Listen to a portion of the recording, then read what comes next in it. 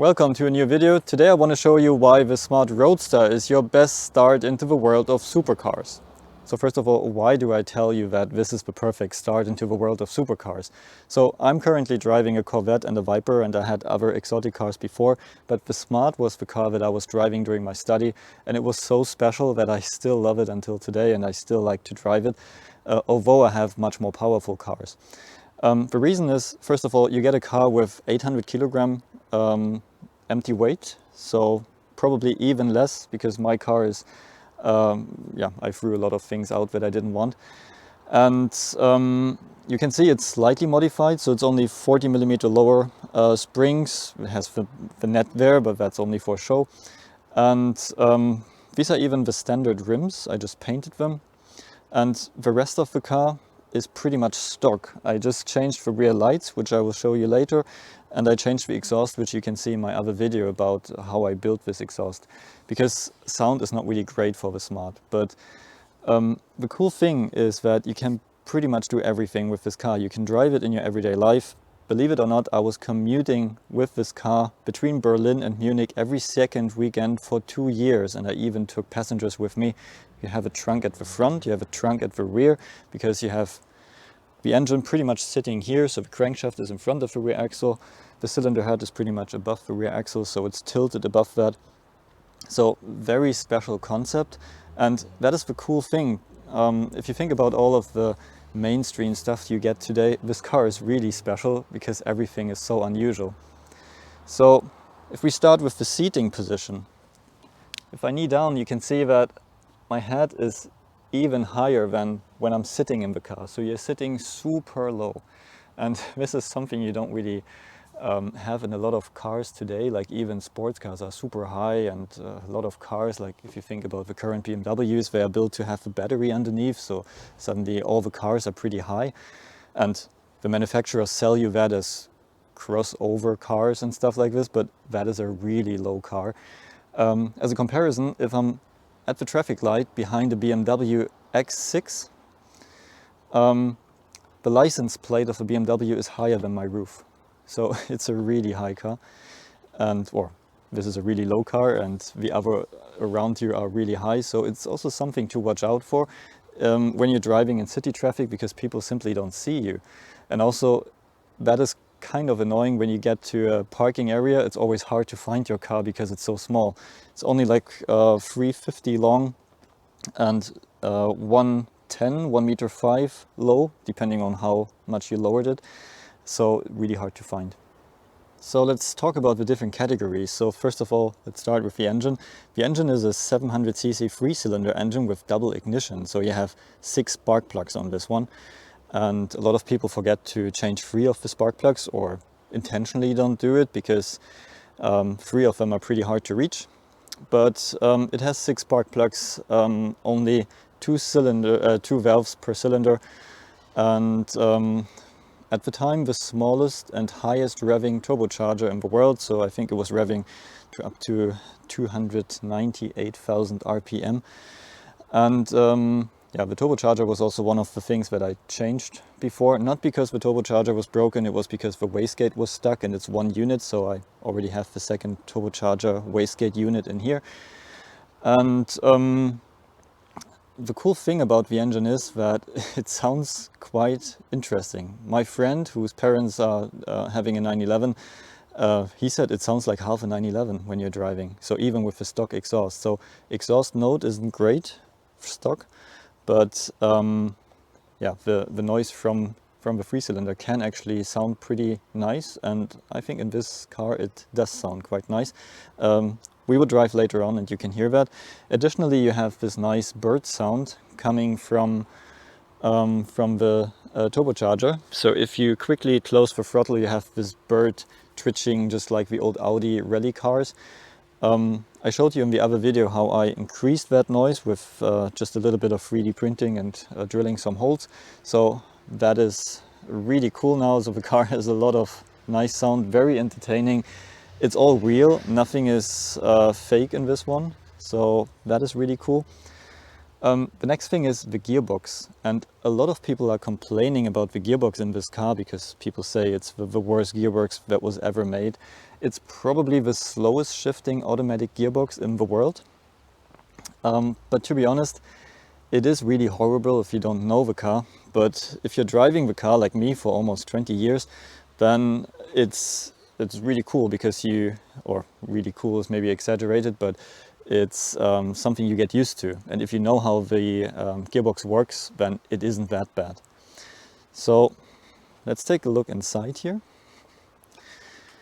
We actually have pedal shift. So you have the pedals left and right. And additionally, you can see this button on the shifter. So the cool thing is you can decide if you want to drive in automatic mode. This is what this button is for. Or you can shift yourself, even with the shifter, either with the shifter in the middle or with the pedal shift at the steering wheel. And I will show you later when we're driving that actually it isn't that bad. So also when you're in a traffic jam or something, you just put it in automatic mode and it does everything automatically. I never had any issues with the gearbox, although it is slow, but it never failed or anything. So that was really good. In terms of reliability, we have to say that this is not a VW Group car, that's not a Mercedes, that's not a BMW, although it belonged to Mercedes, but the build quality on these Smarts is not really good. There are rumors saying that these Smarts are only built to last for 100,000 kilometers, and I know people who gave up on their Smart Roadster, trashed it at 100,000 kilometers because it was really bad. But there are just a couple of things you should look out for. For example, the main ground cable between engine and the rest of the car, that is creating so many issues, and that is corroding usually after 50-60,000 kilometers. So quickly change it and you avoid a lot of the issues. And I also have the second one already, and my car has 100,000 kilometers now. In terms of interior, to be honest, the stock interior isn't really that nice. That's why I modified it a little bit. So I painted these rings and the center console in black. And that looks just so much nicer because usually that is this brighter plastic and it just looks awful. And also down here you can see the bare wiring loom in my case because I removed the insulation and the whole thick carpets. Usually there is there is like a little computer that shows you the fuel consumption and stuff like this, but I just removed that. I don't even have a radio in this, and I changed to these buttons, so only I know what these buttons are for. And yeah, but I like my interior. It's pretty rare, pretty rough. Also like the lamp here, for example. Just created a holder for this.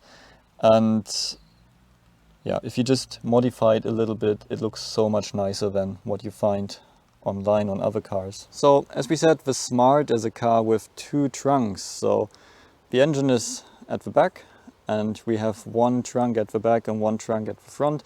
So one on top of the engine, and of course that's getting a little bit warm while driving. You have a lot more trunk if you have this glass at the back. So there are two body options, and I always liked this one better.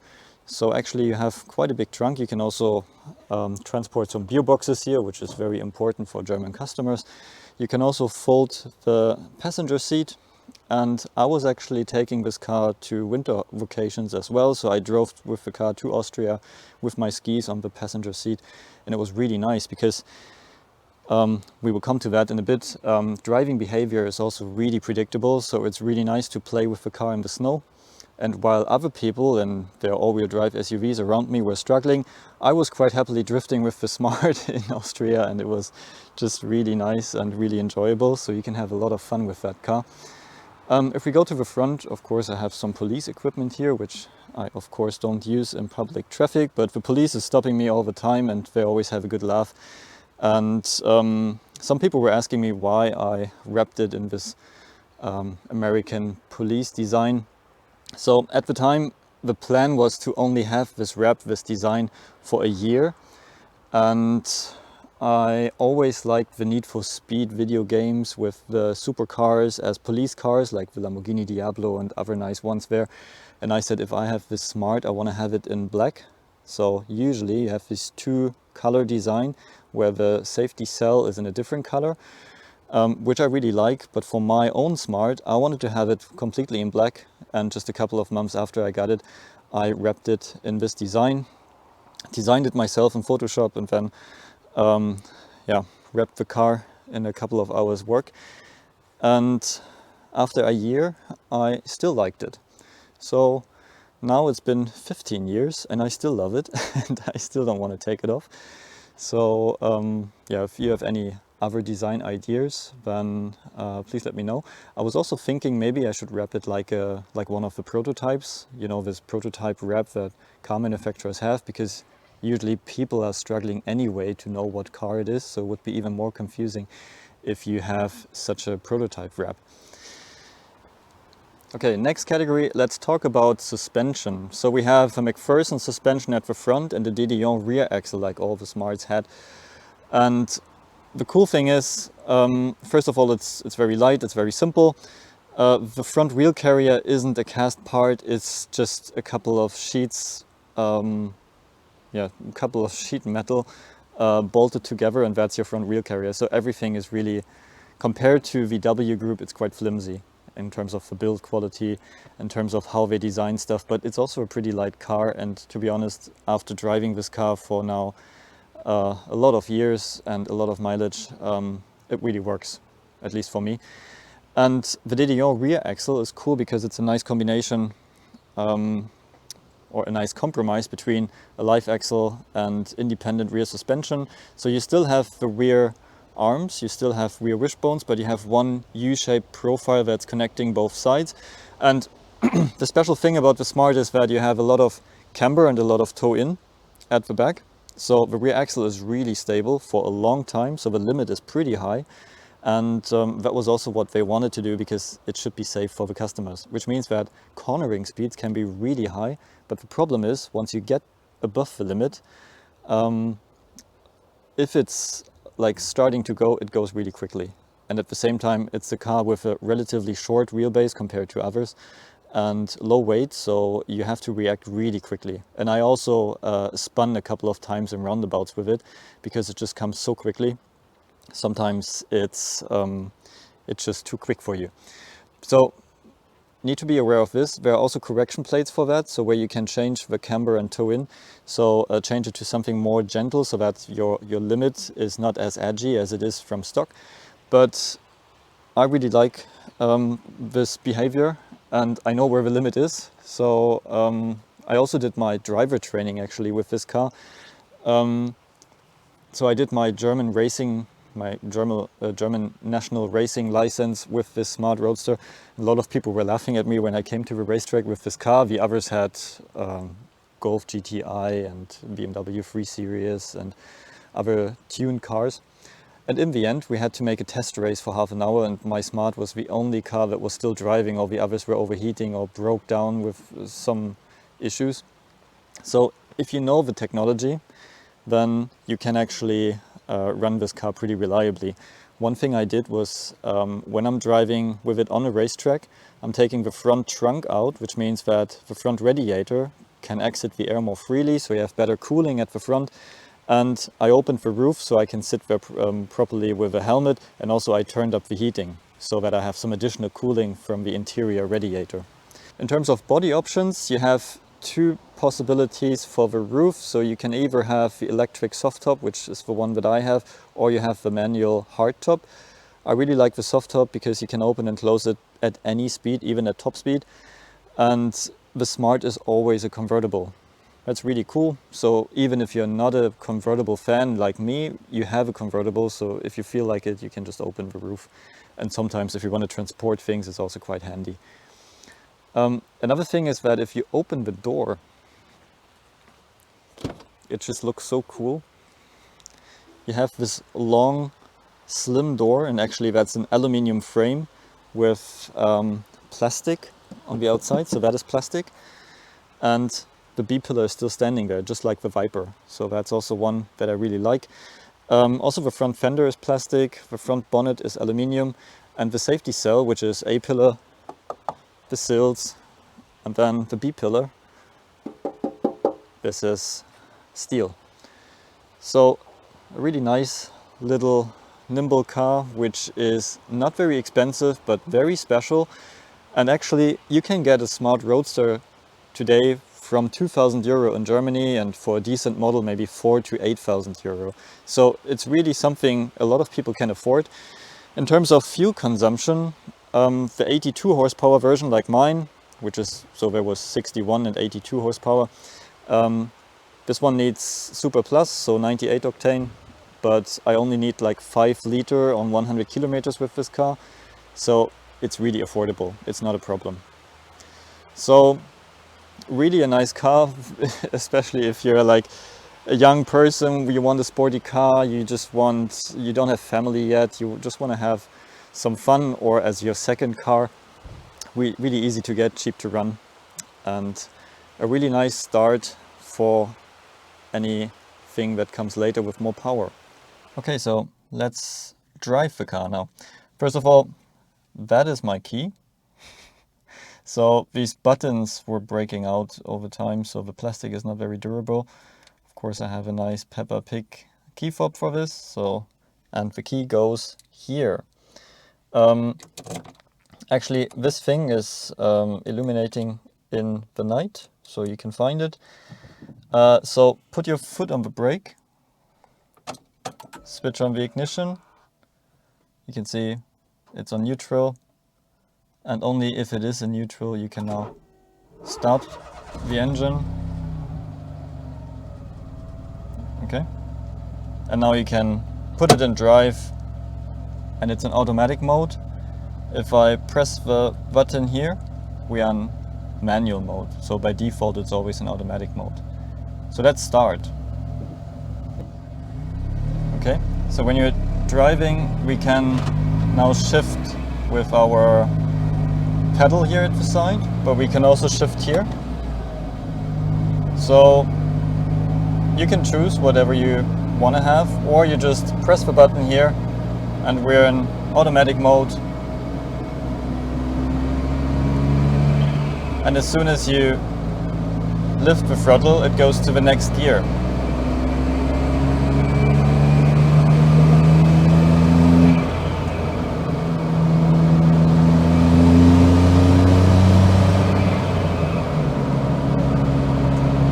So like I said, it's probably the slowest gearbox in the world because it's basically a manual gearbox with electric actuators, but once you get used to it, it's really nice to drive it.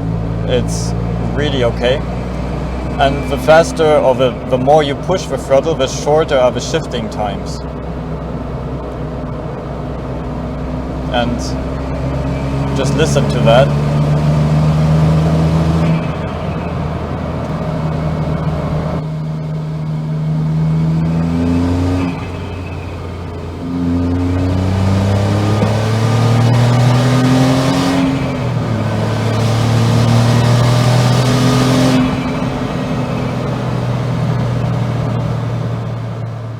And as you could see in my previous video, I actually changed the exhaust of the car. So I have a dB killer, which I now just took out. So let's start that again.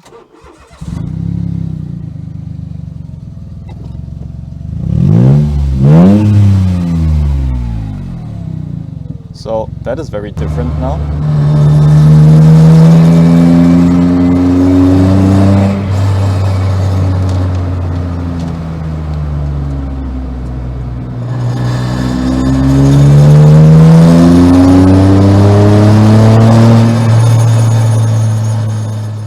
Another thing I wanted to mention is that the Smart Roadster is the prime example for having a good aerodynamic basic shape, but bad details, because actually the frontal area is really small, but the drag coefficient is really high, so they didn't really have to put in a lot of effort in reducing the drag coefficient because the overall drag was low anyway because of the low frontal area. So aerodynamically not an ideal car, but it's okay for what it does, and fuel consumption is low anyway. Some unusual features of the Smart, you can see the lights. So you have, this is low beam, this is high beam. These are actually quite cheap Hella lights, so just some third market lights actually that people use on camper vans. But Smart used them as the main headlights. which also makes them quite easy to replace. And you have the fog lights here, and then the indicators and the park light here. So when you're driving, you have a free level light bar in front, and that's also one of the reasons why the police is stopping you, because they think you have some weird lights on or something, but actually these are just the normal lights of the Smart. If you switch on the fog lights additionally, it looks even stranger. So police is just maybe stopping you, or it looks unusual, so no other car looks like this. Another thing is, it doesn't really matter from which angle, the car always looks good. I think I like the front, I like the rear with the different headlight, with the different rear lights now. Also, you get a car with some quite nice details, so like the fuel flap here.